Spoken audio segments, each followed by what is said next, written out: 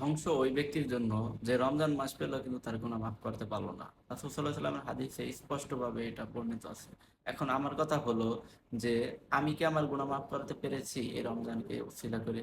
এই রমজান মাস আসার পরে আমি আমার মাঝে কি পরিবর্তন করতে পারছি? আগে আমি বেনামাজি ছিলাম, এখনো যদি আমি বেনামাজি থাকি, আগে আমি বিড়ি খাইতাম, এখনো যদি আমি বিড়ি খাই, তাহলে কিভাবে আমি আশা করতে পারি যে রমজান মাসের উপলক্ষে আমি আমার গুনাহকে মাফ করতে পারলাম? শুধু রমজান মাস আসলো আর এই জন্য আমার গুনাহ মাফ হয়ে যাবে, বিষয়টা কিন্তু এমন না। আগে আমি যে গুনাহটা করতাম আমাকে এখন সেই গুনাহটা পরিহার করতে হবে।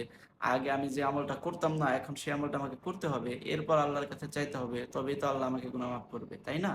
এখন আমি যদি আমার নিজের মাঝে কোনো পরিবর্তন না করতে পারি, তাহলে আমি কিভাবে গুনাহ মাফ পাবো? আর আমি যদি গুনাহ মাফ না পাই তাহলে তো আমি ধ্বংস হয়ে গেলাম।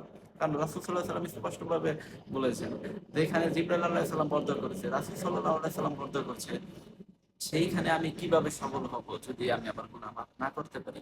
আর যদি আমি আমার গুনাহ মাফ করতে চাই, তাহলে তো অবশ্যই আমাকে ইবাদত করতে হবে, আমার আগের গুনাহগুলো বাদ দিতে হবে। যাই পারি আমি যে সব বাদ দিয়ে দেবো একদিনে তা কিন্তু না, কিছুটা তো আমার মাঝে পরিবর্তন করতে হবে।